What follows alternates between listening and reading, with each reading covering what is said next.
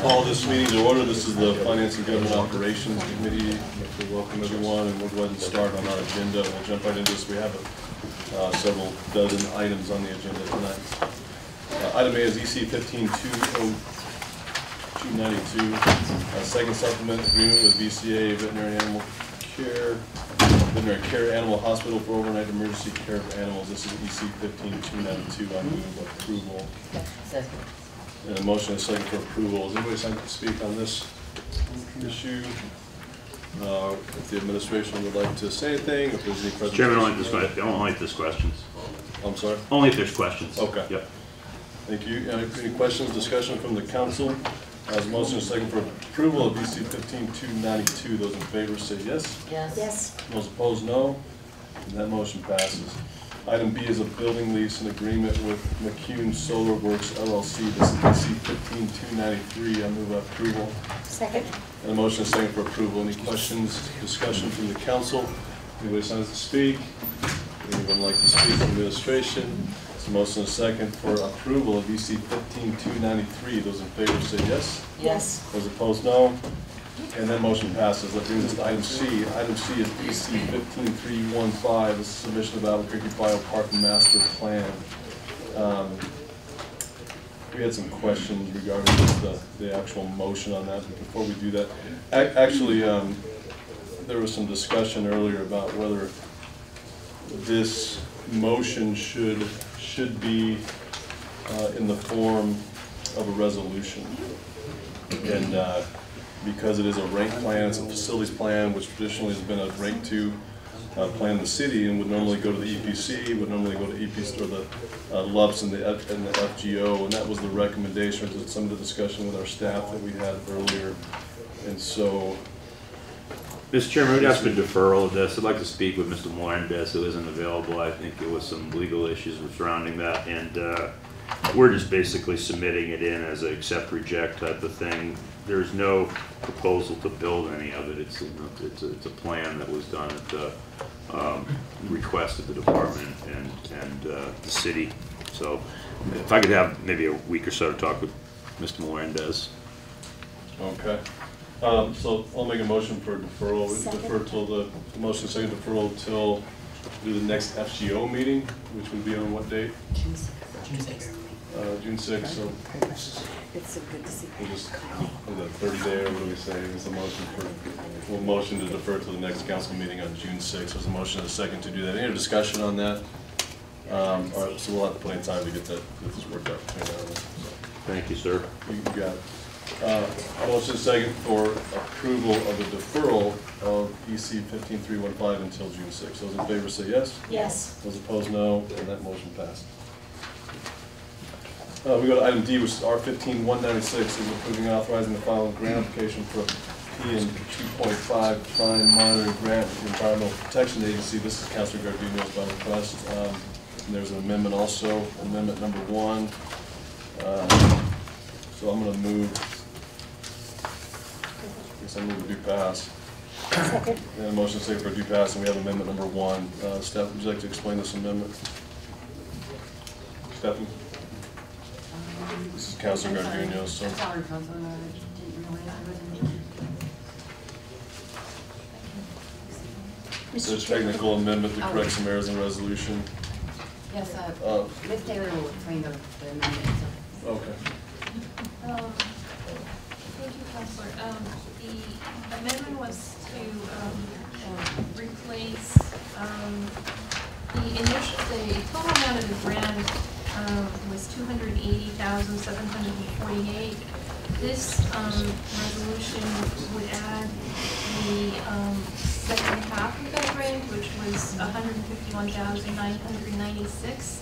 So this amendment is to clarify that the application for a grant is for only $151,996, which would make the total amount of both applications for the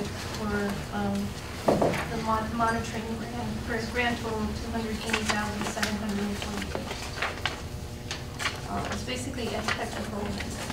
Okay. Any questions from the council? Motion. I move approval of the amendment.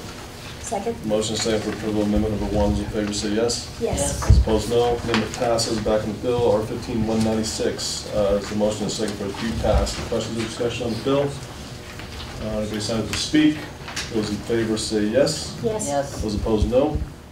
And that motion passes. We go to item E. Item E is EC 15-325. It's caretaker lease agreement for Balloon Fiesta Park. I move approval. Second? Motion is second for approval. Anyone signed to speak? Council, any questions, discussion? Motion is second for approval of EC 15-325. Those in favor say yes. Yes. Those opposed, no. That passes. Item F is EC 15-294, recommendation of award to federal engineering to provide land mobile radio consulting. I move approval. Second? Motion is second for approval. Any questions or discussion? Motion is second for approval of EC 15-294. Those in favor say yes. Yes. Yes. Those opposed, no. And that passes. Item G is EC 15-295, 2014 semi-annual report for the Internal Review Office of the Precinct Site Agency. I move a receipt be noted. And motion is second for receipt be noted of EC 15-295. We have one speaker is Diane Goodman. Is Ms. Goodman here? All right. That's all right.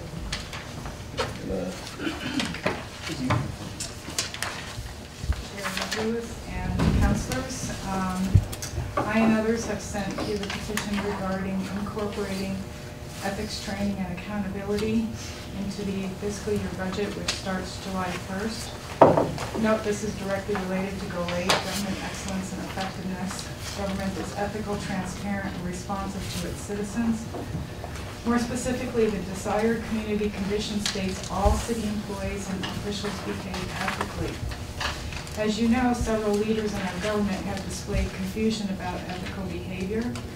If our leaders are confused, how can any of their subordinates be ethical or even know what it is? I quote from the NIH Introduction to Government Ethics, without integrity, nothing works. As some of you know, we have too much dysfunction in our government.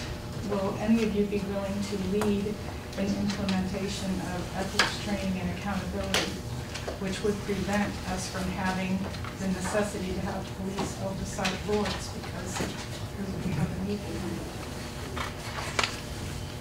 Thank you. Thank you.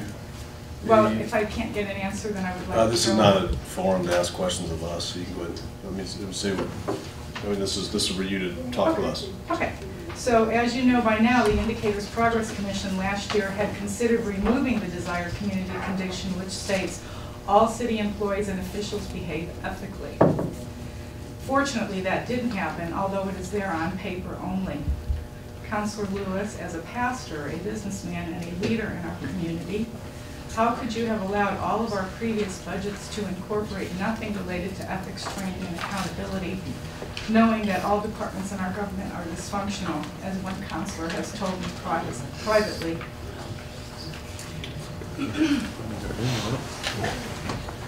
The real question is why haven't we already included that? It's governments all over the world know the importance of ethics and implementing ethics training in with our government employees, and that has a direct effect on the economy.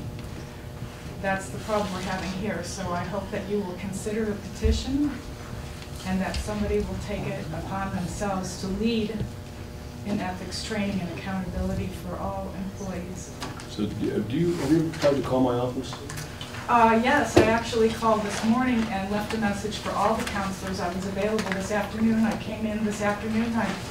I'd be absolutely delighted. I sent an email to Trudy Jones, Councilor Jones, just the other day about the petition, because she responded to it, and told her I would be delighted to talk with any of you about this. It's absolutely necessary that we get this implemented. Sure. If you call today, all of us, if we came here early before this meeting, we're in meetings with the DOJ monitor Sure. and other things. So. No problem. But let me give you my cell phone number. It's Okay. 615-6507.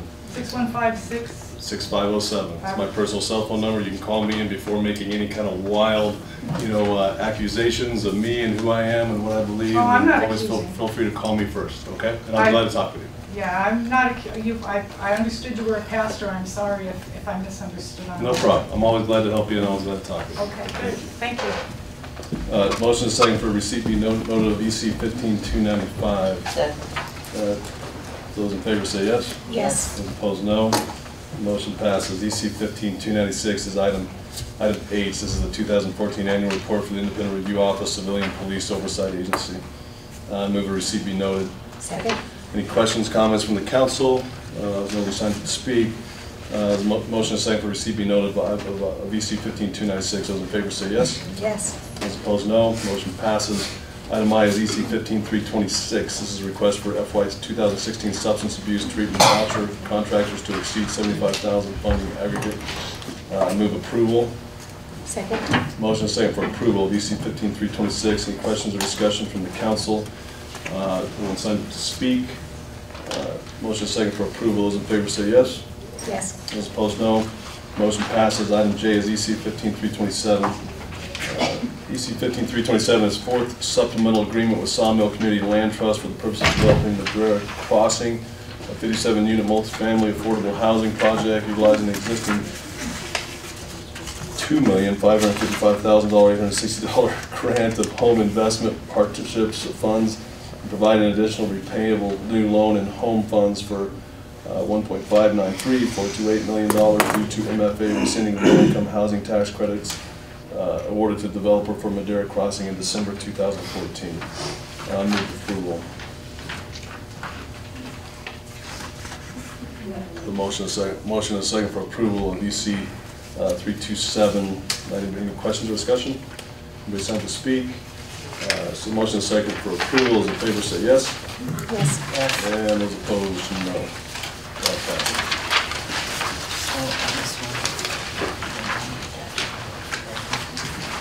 Okay. So EC 15328 is supportive housing and case management services agreement with St. Martin's Hospitality Center in the amount of $625,000 to provide supportive housing and case management services to a minimum of 60 persons experiencing chronic homelessness and/or precariously housed that have mental illness, behavioral health, or co-occurring disorders. I move approval. Second. And the motion is second for approval. Any questions or discussion from the council? Nobody signed to speak on this. So the question of discussion, EC 328 is, the motion is second for approval. Those in favor say yes. Yes. Those opposed, no. And I'll move immediate action on that. the motion, we'll second that for immediate action. Any questions for discussion, immediate action? Motion is second for immediate action on EC 328. Those in favor say yes. Yes. And those opposed, no. And that is approved for immediate action. That's item K. So item I is EC 15306. It's approval of supplemental contract with Public Safety Psychology Group LLC. I move approval. Second. Motion is second for approval. Any question, discussion?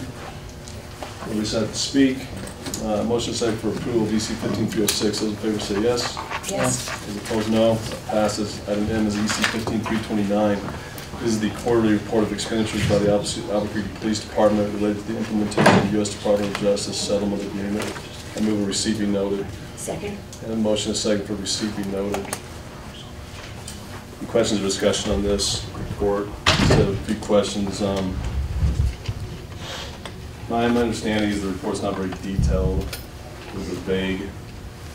I don't know if the administration want to comment on that. I just think this was a request that came from the council on and my understanding is it just maybe wasn't quite as detailed as we had intended it to be. It really wasn't the intent for it to be a vague report. So is that I guess some administration Just Barry, if you want to. Mr. Chairman, just some brief comments. I think quite honestly, it's the beginning phases of the implementation, and that there'll be further detail as further expenditures basically come into time. I'm going to probably get with Mr. Zaman and some of council staff, along with Mr. Slauson, to try to put a matrix together, basically, of the information that would be helpful to council. Okay, and I think some of the details, like the vendors and some of those basics that would normally come to us, and with some basic accountability. Otherwise, I'm not sure what the point would be of some of these reports like this. Yes, sir. Anyways, that was the only thought on that. Councilor Gibson. Yeah, it is my understanding that this requirement would show a direct correlation between expenditures made towards achieving the achieving full compliance of the settlement agreement, and how those expenditures relate to that document. You know. I think, Madam Chairman, Councilor Gibson, I think that those correlations will be fairly easy to highlight if they weren't included in the first report. I mean, there's 344 paragraphs, basically, of the settlement agreement, and in most expenditures, I think we're going to be able to reference directly what initiative, undertaking, and reform it's related to. Right. So, and more detail would be Yes, ma'am. appreciated. All right, any other questions, discussion? Thank you. The motion is second for receipt be noted, EC 15329. Those in favor say yes. Yes. Yes. Those opposed, no. And that passes. We go to item N. This is also a receipt be noted of OC 1520. This is a non-audit service number 15306, Albuquerque Police Department 2015 Officer Retention Program. I move receipt be noted. Second? There's a motion is second for receipt be noted. Any questions or discussion So, on this? Councilor Gibson. yes, thank you, Mr. Chair. I wonder if the auditor would have any comments on that. Do you want to make any comments on that? Sure. On the results? Mr. Chairman, Councilor Gibson, this was actually written into the resolution that created the officer retention plan, and we looked at the plan through the pay period ended March 6th of this year. The findings were, let me just go through them real quickly with you. Basically, when you all approved it, the MOU was still in draft. After that, there was an MOU and then 2 amendments that changed a few things. It's my understanding that that was done in order to comply with some of PARA's requirements. But as a result of that, there were some overpayments made to a few officers because they qualified at one level, and then the number of years of PARA service changed. So that dropped them down a level, and there were 6 who suddenly didn't. They weren't qualified anymore, they weren't eligible. One of the things that the council had requested was that each of the officers not have a negative performance evaluation from the previous period. We found that a number of officers hadn't had performance evaluations, so instead their supervisors wrote memos saying that they hadn't had negative reviews, basically, or hadn't had any negative reports on them. Let's see, what else did we have? 10 of the officers did not submit sufficient detail on their para years of service to determine whether or not there was military service or airtime purchased, so their eligibility is in question. And there weren't any success criteria that had been established, so there were 9 officers who had indicated their intent to retire before we looked at this. 4 of them went into early retirement, 4 of them postponed their retirement, and 1 of them retired. So as far as the success, since there wasn't a definition of what would be successful, we can't say it was successful or it wasn't successful. And through March 6th, their overpayment to the officers was $32,000. That's essentially it. If you have specific questions, I'd be happy to answer. So just one so it looks like maybe we were at a 50% success rate if the only reasons that those officers chose not to retire was due to the retention plan? Well, we can't say that that was why they didn't retire. All we looked for was a correlation between staying and the retirement plan, but their actual reasons would only be determined through the interviews, the exit interviews and such that you were talking about doing. Councilor Jones.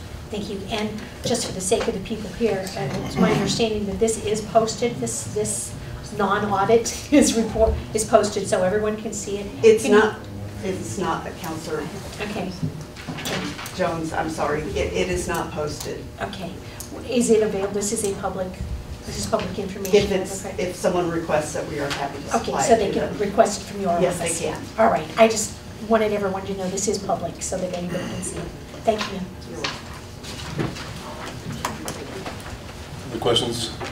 Thank you. Thank you. Yes, for our staff, if we, I think it was written into this program when the council initially passed this, that it, I guess this would be in effect until the council, as long as the council continued to fund the program. So I guess that would mean that we at any point could defund this program. Is that correct? Mr. Chairman, I believe as the resolution was written, it intended to fund the program through the MOU with the APOA, so long as the council had, had appropriated the money for the program. If the council would like to defund that program, I think it's well within the resolution that was Okay. Mr. Chairman, Councilor Jones. I'm seeing this puzzled look on Mr. Kobe's face, so I'm assuming she would like to say something? Yes, thank you, councilors. I just wanted to point out a consequence that you may not be aware of defunding the program, because under para rules and the language of the order signed in this case, the officers are only eligible to receive the credit for this retention pay if it is still in effect at the time of retirement. So suddenly ending it after a period of time could actually create a larger incentive for retirement. And I think that would be an unintended consequence, and I want you to consider that before taking action. Well, Councilor Gibson. well, then that makes me think of other unintended consequences, because I understand that there are officers now who are in early retirement who are collecting the retention pay. Yes, Council, that was necessary in order for them to be able to receive credit for the pay. That was one of the changes, I believe, that was requested by para in order to allow the credit. Because, yeah, so they could put it towards longevity, which was not in the legislation. So, okay, thank you. You seen legal dangers of defunding that? I mean, is that the main concern that you have, or just the fact that it would be it wouldn't have the same effect that we intended for the program to have in the first place? It would have to be done, councilors, in compliance with the MOUs.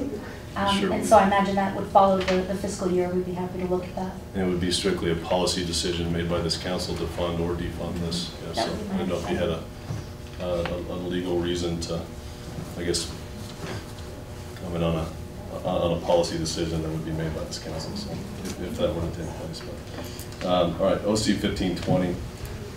So the motion is a receipt and noted. It's been seconded. Any other questions or discussion?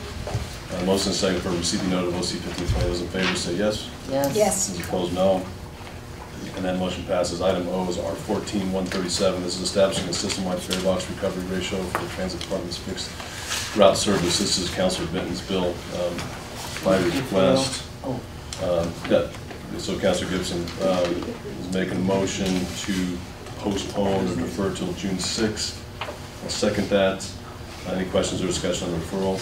And Councilor Benton has just requested that we deal with this when he gets back. So R14-137 is a deferral on the table until June 6th. Those in favor say yes. Yes. Yes. Those opposed, no. And that motion passes. We have several nuisance abatement bills that we'll deal with at this point. R15-186 is a nuisance dwelling structure in need of abatement at 3005 Sioux Street Northwest at 7107. That the city of Littleton, Albuquerque, New Mexico is so ruined, damaged, and dilapidated as to be a menace to the public comfort, health, peace, or safety that is to be required to be removed.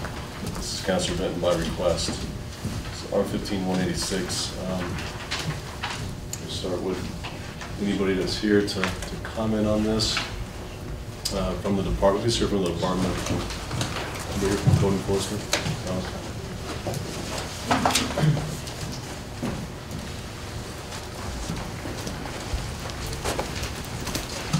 Mr. Metzger, welcome. Thank you, Mr. Chair. This is a property that we're bringing to the committee and hopefully eventually to full council. It's in a pretty dilapidated state. It's got basically the roof basically caving in on it. The yard is a mess, and it's just been an issue going on with the neighborhood that they've been dealing with. And we're just hoping to just get this property demolished for the community. Mr. Chair. Councilor Penny. And so have the family members that own this home, have they tried to do anything or? Mr. Chair, Madam Pena, actually I was out there this afternoon, and it's a vacant property. The guy has several properties, he indicated to me, the owner, and he is actually hoping to have it demoed before it gets to full council. So he is working on it. However, based to the condition of it, and a lot of times people have good faith in moving forward, but things happen and they can't move forward. I would recommend that we still move forward with this and we go on with it. So he's actually wanting to demo Yes, this? yes. Okay. You know if he was aware of this forum tonight? Yes, yes. And he chose not to come, if you Yes, understand. I actually spoke with him, Mr. Chair. Okay. His intention is to remove the structure, and he does so, and before we get to it. Okay. Well, I see no problem with moving it before, or taking it to full council, so I'll make a motion for it to be passed. Second. Motion second for it to be passed. Any questions or discussion? Motion second for it to be passed of R15-186. Those in favor say yes. Yes. And those opposed, no. And that passes. Item Q is R15-187. This is at 705 3rd Street Southwest, 102. Mr. Mesker. Mr. Chair, members of the committee, this is actually a property that we've had a case on for a couple of years now, and it's just gotten to the point now, the location it is, it's been broken into and vandalized numerous times. We've been spending the not only ABQ resources, but money to board it up, to keep it secure. The property right now is in such a state that we feel it needs, and due to the calls of service from APD, it needs to go ahead and come down. There's so quote-unquote camps in the back where people go at night, and there have been numerous hypodermic needles found throughout the property. And for that reason, we think it, due to the location of the traffic in that area, we feel it needs to come down. And everyone has been notified on this, as well as the property has been posted with the notification for this hearing, or for this meeting. So, Mr. Chair, and the same question, you've notified them of what is the owner? Yes, and they have signed, we do certified, and they've signed it, so they are in receipt of this meeting. So, Mr. Chair, so they haven't contacted you? No. And What was their response? None. The latest response? The latest response was like a year and a half ago, and what they did was they started working on it, and then it just stopped. So we've had no contact in probably about a year and a half. Did they say their intentions are to work on it again? Haven't heard, so I'm not certain. Other questions or discussion? The motion and the second to of a due pass for R15-187. Those in favor say yes. Yes. Those opposed? no. Motion passes on a 3-1. We'll go to item R is R15-194. This is 11308 Bellamont Avenue Northeast 87113. Mr. Mesker. Mr. Chair, members of the committee, this is a property that had sustained fire damage in 2013. It's a total loss, and basically we have absent owners who have, whether they had insurance or not, we're not too sure, but they have been notified of this meeting. To my knowledge, they have not contacted me. Or they have not contacted me. To my knowledge, they do know about this, because we did again get some sign back from the owners. So another property that's just so badly burned, it needs to come down structurally, it's unsound. There was actually some neighbors that were here that came to see what was going to happen. However, they had to leave because they really do want this structure. And I guess describe the communications with the homeowner. There has been none in the last year and a half. And when did this start? When was the city start? 2013, it was actually, the fire was, the notice and order went out July 16, 2013. Was when the notice and order to demolish the structure repaired. Okay. And it was initial responses, they were working with the city initially and There discussing. was an issue with the gentleman actually living there, from what I understand. He was trying to still live there, and at which point the city went ahead and fenced the area off to keep him from entering the building. Okay. And there's been no contact since. Any other questions or discussion? All would move with due pass. Second. Motion second for due pass of R 15-194. Those in favor say yes. Yes. Those opposed, no. And motion passed on 3-1. Item S is R 15, thank you. Item S is R 15-195, making findings in connection with the resolution of Winrock Town Center Tax Increment for Development District 1, authorizing the issuance and sale of senior lien tax increment revenue bonds, ratifying and approving the issuance and sale of Winrock Town Center Tax Increment Development District 1, senior lien tax increment revenue bonds, series 2015. And that's your bill contribution. I'm sorry about that.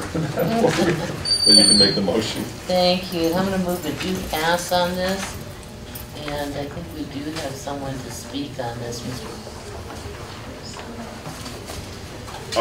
This is Sweeney, and I would be glad to speak. I'm David Buchholz. I'm representing the Winrock Partners. Mrs. Sweeney is representing the Winrock Tax Increment District. We are working with the districts on a complicated financing which needs council approval. We had a good meeting this afternoon of the district boards with everyone in attendance where they passed their bond resolution to move forward. We are working on a number of fronts, including with City Attorney's Office, Mr. Smith, on a number of technical matters regarding the movement of infrastructure. We'd be happy to talk to you in more detail if you like, but what we would ask today is let us continue to do our work and move this towards council hearing on the 1st of June. Joe? Mr. Chair, members of the committee, you do have before you a form of resolution relating to this transaction. Will be substituted prior to council on June the 1st with more particular details. So the purpose of the resolution is to make certain findings and set parameters for the issuance of the bonds, or reiterate the parameters that have been established by the district, rather for the issuance of those bonds. And as Mr. Buchholz said, we'd be happy to talk to you more about the financing of the project and things that are going on in Winrock, as I'm sure Councilor Gibson would as well. Thank you. So, can I move this? Yeah, you Okay. There's been a motion, I'll second. Thank you all. Motion and second for a due pass of R 15-195. Those in favor say yes. Yes. Those opposed, no. Motion passes. Thank you.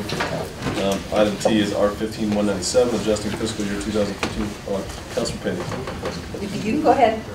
The City of Albuquerque employee wage increases. Make a motion to pass.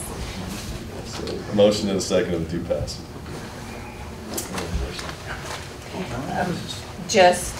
This is actually just for the negotiating period, and I think any unreserved balance departments will call our salary increases, enterprise are appropriated from the operating fund balances. Okay, motion and second of the due pass of R 15-197. Questions or discussion? Motion and second. Those in favor say yes. Yes. Those opposed, no. That motion passes. O 1548 is a committee substitute amending the Open Space Trust Fund and Land Administration Ordinance. Up to you assigned to speak, and I think probably going to just our intent is to, I think,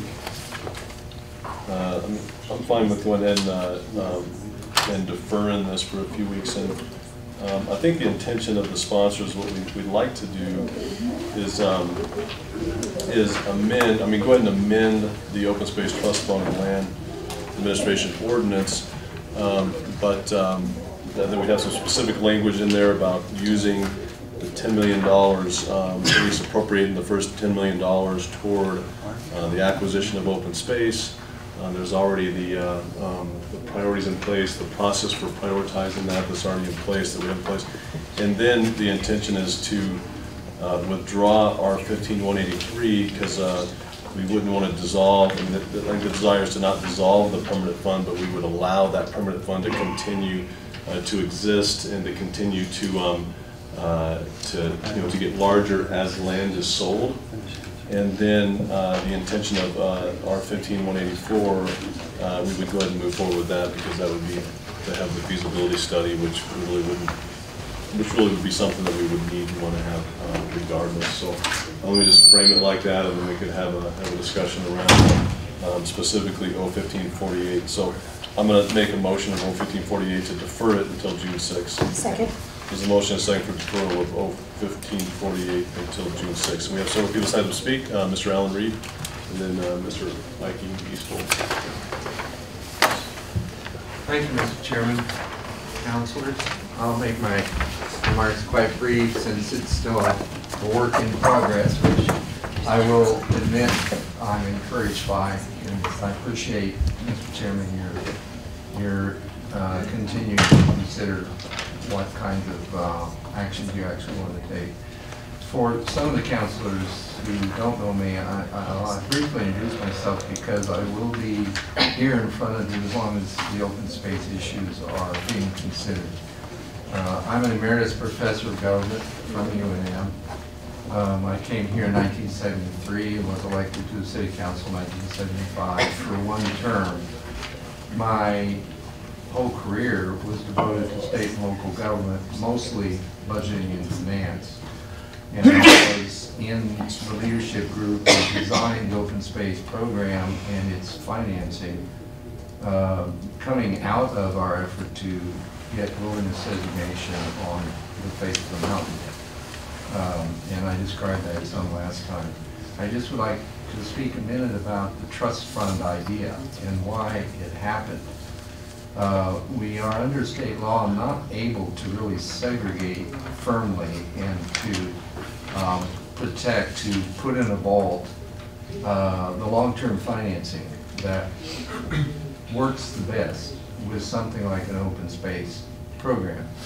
Land is permanent, and if the city acquires it, it is permanently obligated to take care of it. And at the same time, if you earmark a revenue source for something like open space, the temptation is always there to say, well, you know, open space will be there next year, so let's take the money now and we'll make it up later.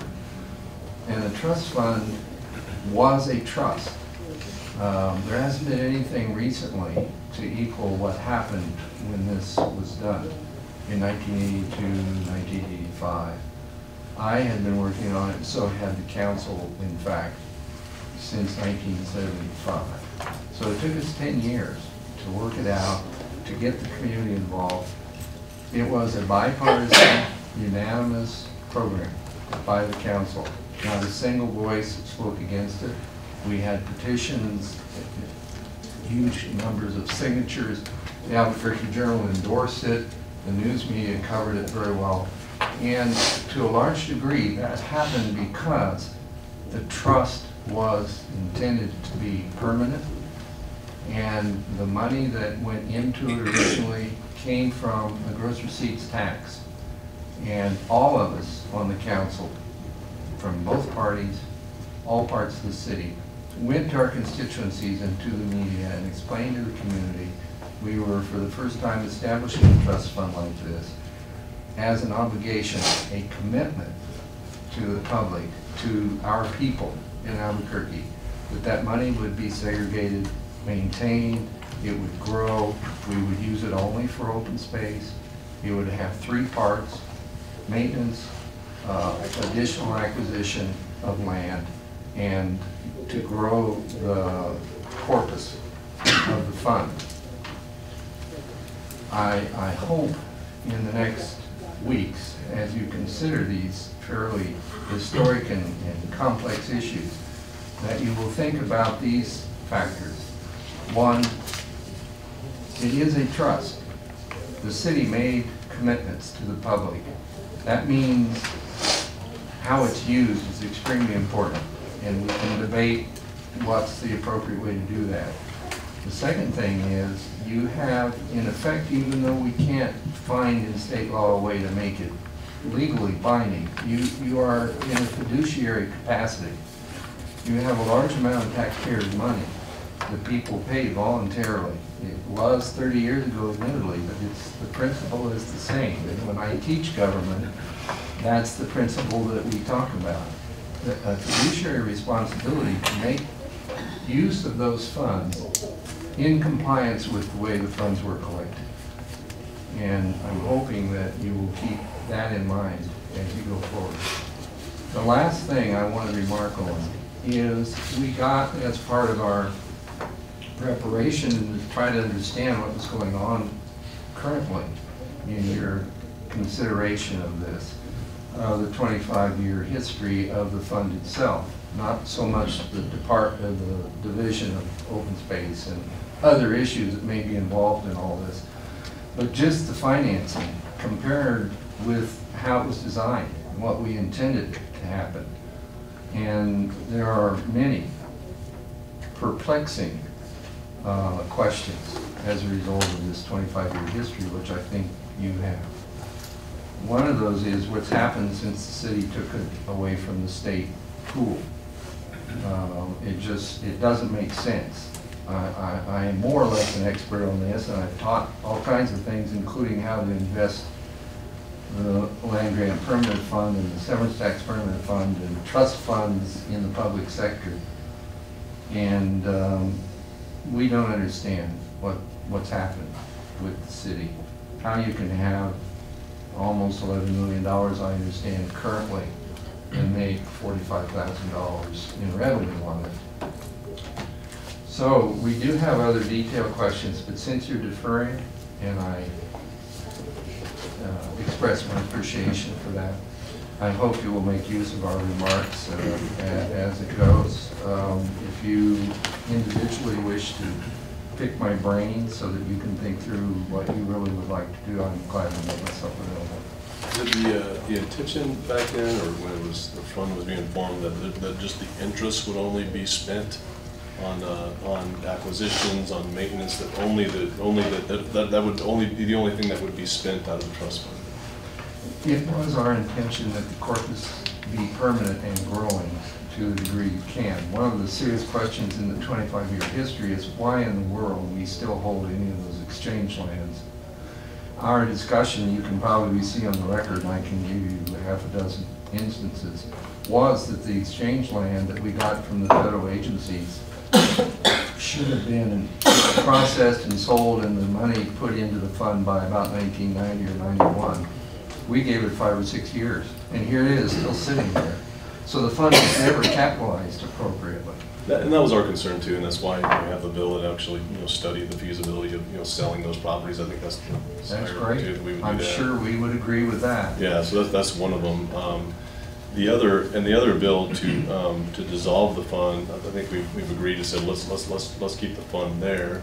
Good. And one way that we could see the fund continue to increase is by as we sell the land. But I think we can accomplish all the things that you all set out to do. Of acquisitions and maintenance and building the fund. I mean, you said it was basically those three things. So we can build the fund, we can continue to use that fund for maintenance purposes, and then by utilizing the $10 million or so that we have sitting there, it's been sitting there a long time. And we have all these great needs for acquiring land, and I think the proposal this past year was for $250,000, to start, and it's just there's no way we're gonna ever really. So we have a lot of real treasures, real pieces of land out there that we want to protect and that we want to bring into the fold of the city. So that's the intention of this. I don't know if there's the best way to do this, and maybe this is the wrong way to do it. I don't know, but we're making, the proposal is out there, and that's really what this is. If it's the wishes of the council that we would continue on this, and I think we'll continue to have some good discussions about it. I appreciate that, Mr. Chairman.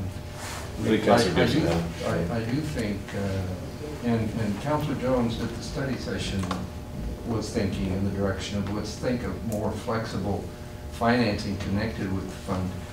And what I would urge you to do is to keep the longer term perspective that we established when we set up the trust. It may take time to rebuild the fund, and it may not produce the kind of revenue that we would have expected by now. But it will, eventually, if we stick to purpose. Councilor Houston.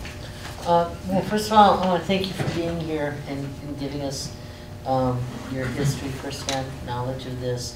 I just want to make clear, you would oppose using any of that $1 million, any of the principal for purchases. Okay, good. All right, thank you so much. Yes, thank you all. Thanks. Ms. Riesel here? Looking around, He was having some physical problems. I'm not sure he'll make it in time, but Okay. I'll keep him informed. Okay, thank you. Thank you. Then Renee, Ms. Horvath.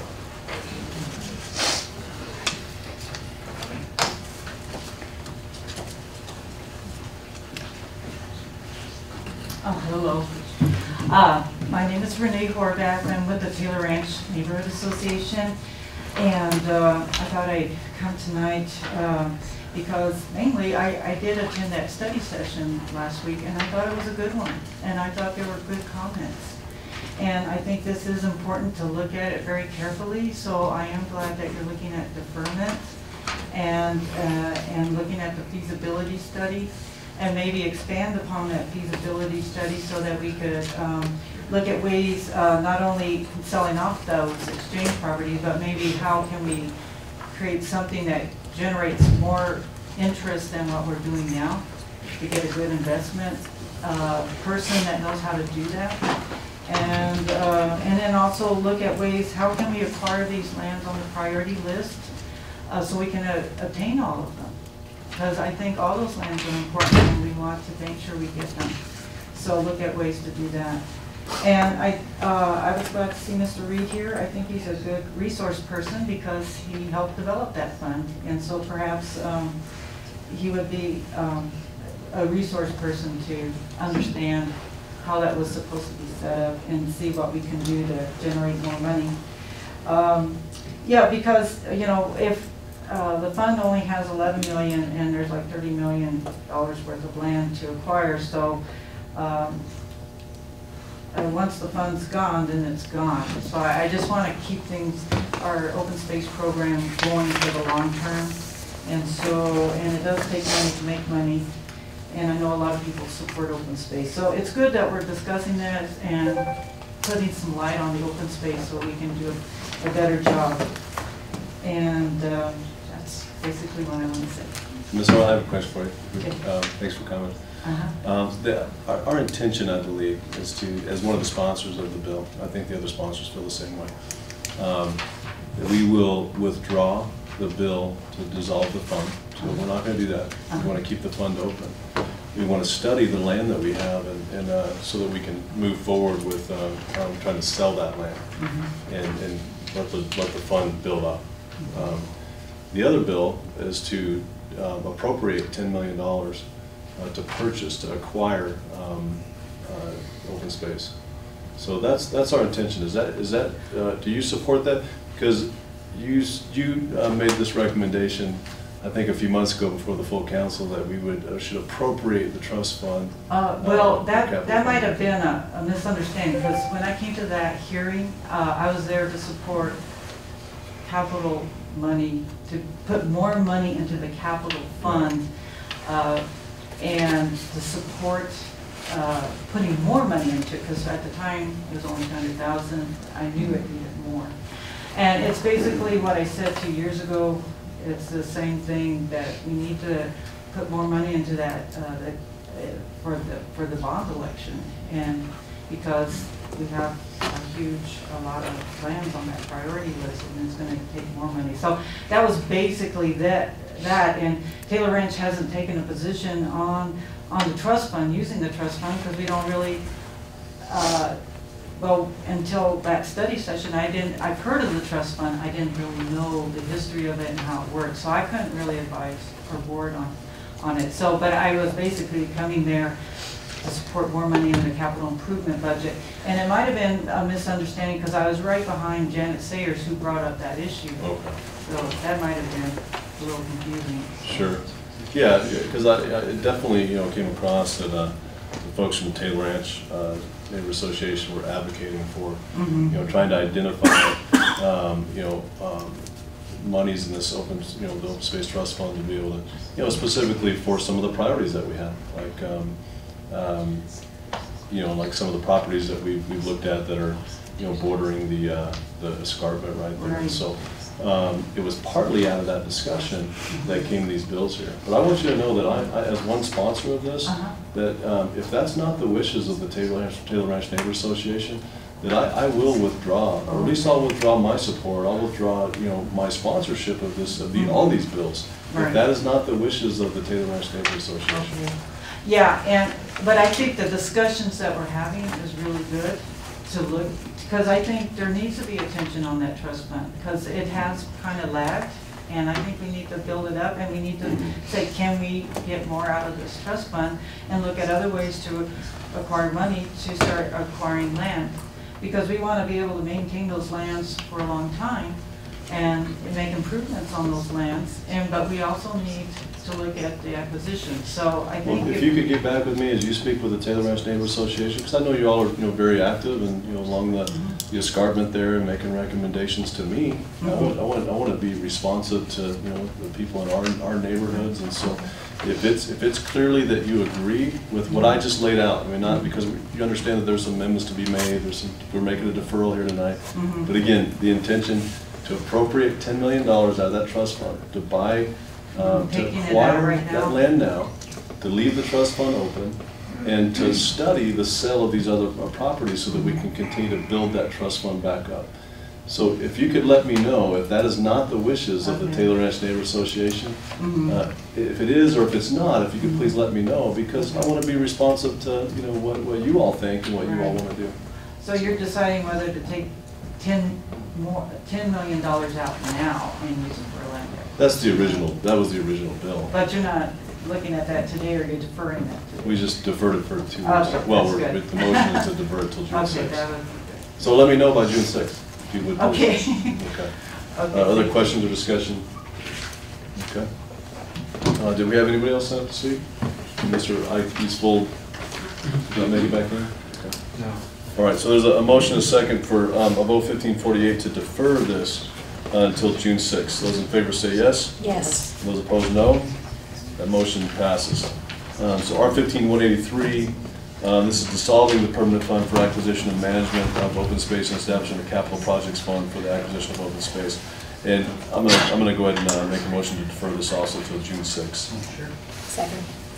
Motion is second to defer. And even though, as I said, I think the intention is for us to withdraw this, but I think it'd be important for us to deal with this together on June 6th. So motion is second to defer R-15-183 till June 6th. So those in favor say yes. Yes. Those opposed, no.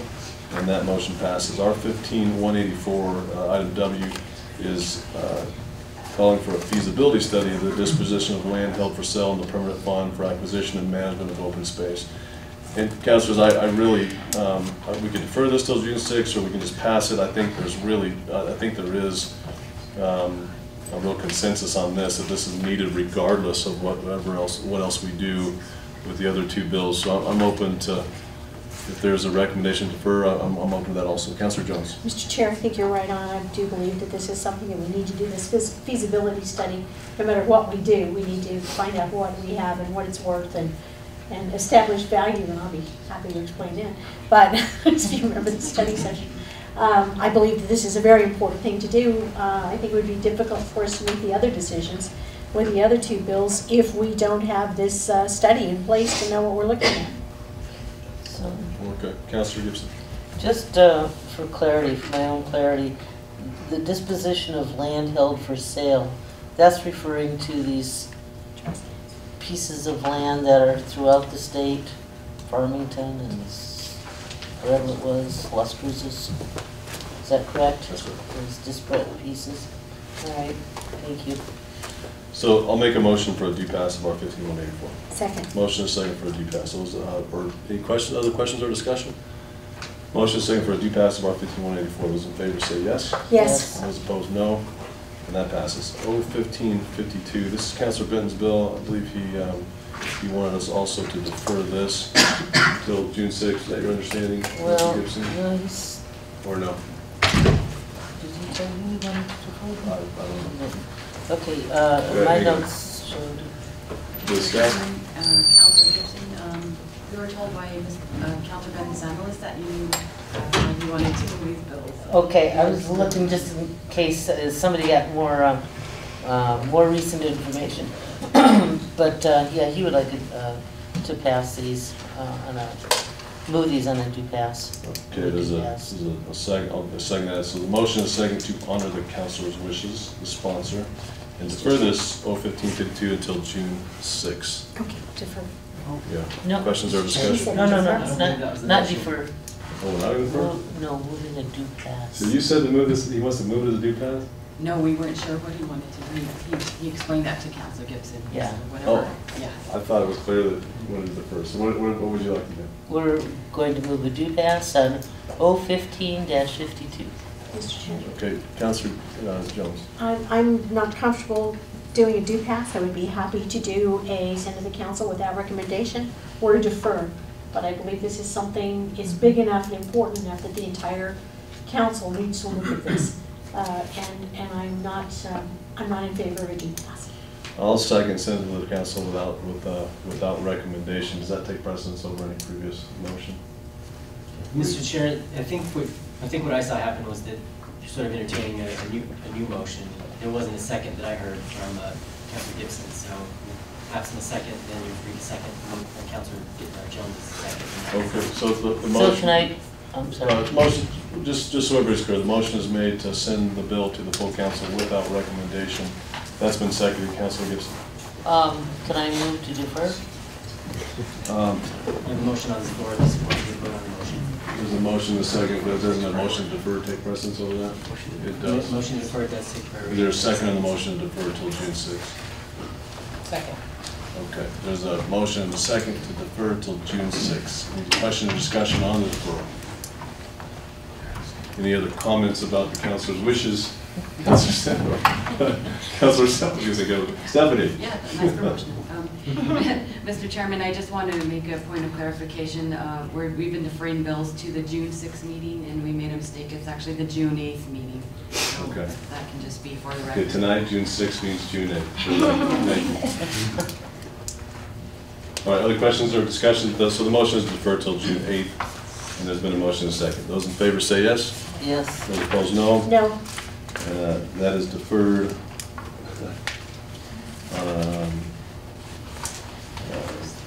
Deferred on a 3-1. All right, last item is item Y, R15-194. This is directing the city administration to withdraw the city's membership from the New Mexico Industrial Energy Consumers Association. This is also Councilor Benton's bill. So Councilor Gibson. We're going to move a deferral on R15-198. Okay, the motion is second for deferral. We do have several people signed to speak, and so, Councilor, if you'd like to, we definitely want to take some time for those that came here tonight to do this. So we have Peter Gould and then Jim McKenzie. Are you all here? Peter Gould. So would you all like to comment on the bill? It looks like there's been a motion to defer it. With the motion to defer, I just came to answer any questions that the councilors may have, so okay. I have nothing to say if you're going to defer it. Okay. Anybody else? Would you like to speak, sir? Yeah, just real briefly, if I may. Mr. Chairman, councilors, my name is Jim McKenzie. I'm worked in the energy industry here in New Mexico for 40 years. My most recent capacity was as a vice president of a company called Vought Power Management, and we developed wind turbine technology. In that capacity, I was involved in engineering, but also in regulatory affairs. So this bill, and I'm sure we'll get a chance to talk about it again in committee and in the full council, follows on the resolution that the council passed and the mayor signed on May 17th, excuse me, R15-177, which took the city out of the stipulation agreement in the San Juan Power replacement case in front of the PRC. So this is a direct fallout from that, because in those negotiations, as you remember, the city was represented by NIMEAC, the New Mexico Industrial Energy Consumers and the city has been represented by NIMIAC for some time. A number of people on the council and in the community felt that that representation was not adequate, and so that's why this bill, sponsored by Councilor Benton, will be in front of you. I just want to say that regulatory affairs are enormously complicated. I've talked to some of you personally about this, but just the essential piece is that this council has two interests in this. One is the city spends over $10 million a year in electric bills, so the city's a big customer. And two, we have our constituents. You have your constituents who are obviously very concerned. And to have the city and the constituency represented in part by NIMIAC, which is mainly represents the large industrial users, is a contradiction. It's a task that's impossible, we think, to do, because the rate classes that are represented by the industrial people and everybody else are different. And the PRC looks at them differently and considers them differently, and to represent everybody with one lobbying group is too much to ask. So it's basically. Thank you, sir. Councilor Gibson. So it seems to me that the other members of NIMIAC, and I don't know, maybe I should not be directing this to you, maybe Mr. Gould, but the other members of NIMIAC do represent users of electricity who really don't look much like the users of electricity that the city represents. You know, we're not, I don't know some of the other ones offhand. APS is not NIMIAC, correct? Right. No, Global Energy is, Honeywell, Intel. Okay. Well, we certainly don't look like any of those, Honeywell or Intel. You know, we are, mostly residential users, and single-family homes, townhouses, apartments, some businesses, obviously, we represent, but it's not at all in line with those businesses that we just put out there. So I could make a pretty strong case for removing the city's membership from NIMIAC. I think that's correct, Councilor. I think one point of possible confusion is, on the one hand, the city spends over $10 million a year on electricity, and that's big in my book. That's a big consumer. But the way the city, and I've been reviewing the city's actual electric bills, the way the city actually purchases it is more like a small business or a medium-sized business or even residential. You know, you have lights at a crossing. That has a meter on it. So the actual rate class that the city purchased in is much more like, or is like, a small business or a medium-sized business, and not the large corporations that have substations and that kind of thing. Well, the reason I'm deferring this is I'd really like for Councilor Benton to have an opportunity to speak of this in committee. So, thank you. Mr. Chair, with all due respect, Mr. McKenzie has made some factual misrepresentations about the other members in NIMIAC, and I'd like to be able to at least briefly state for the record what we do and how we have represented the city. For the record, my name is Peter Gould. I am the General Counsel of NIMIAC, and we do represent Global Energy, which does procure all the energy for the university campus, and there's many, many small accounts that are in the small commercial class. They also own a substation, so it's across the board. Plus, we do have smaller members, we have larger members, and what we have tried to do, Councilor Gibson, in the 4.5 years that I've represented the city on these matters, is to make common cause with the other ratepayer consumer groups And I'll give you an example of that. The last PNM rate case, PNM came in and asked for a whole raft of rate increases running from about 17% to 28%, and the city was in the middle of that about 22%. We were very instrumental in bringing that rate increase down to about 9%, and we agreed with the Attorney General and various other consumer groups that that would be applied pro rata across all the consumer groups. So we had no conflict doing that. Now, we have a new rate case with new issues, but I think that the primary philosophical difference that has arisen is the council did not agree with the position that NIMIAC took in the San Juan case. And that was brought to the membership, and there was a vote of the membership, and the membership agreed to stay with the stipulation. So there are some issues there. I do not disagree, and that may be a legitimate reason for you to say that we can no longer do the job that you need us to do. And that's, every client has every right to say, hey, we need better representation or different representation, and I'm not here to say that you have no right to say that, but the city groups, the biggest city bill is for streetlights, and most of those are not metered. They're done on a very different rate type of thing, and we're currently developing strategies in the current rate case to deal with those issues and the allocation of costs to the city rate place of the city street lighting. And of course, it's going to be a complex. This new case is going to be a complex thing, and it's going to be affected by whatever the commission decides on the San Juan case, which is an ongoing case. So it's a little more complex than Mr. McKenzie stated. I think we've represented the city well. Of course, I'm not trying to brag, but I think if you look at the impact of the city rates and removing a 12% rate increase over 4 years across the board to the city, that's a substantial, and that's just one case, that's a substantial benefit to the city, and the city's annual dues to NIMIAC are very, very modest in comparison to that single benefit. Plus, we've represented the city in over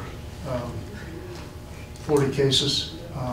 In the meantime, we've been in all the renewable cases. We've lobbied at the legislature on energy efficiency issues and came up with a statute that all parties supported, including the commission and the renewable folks. And I was the expert witness on that. So I would just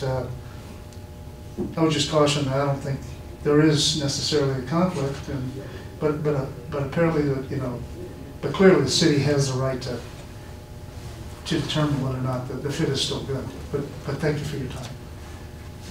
Thank you, Mr. Chairman. So the motion is to defer this back to this committee on June 8th. There's been a second. Any other questions or discussion?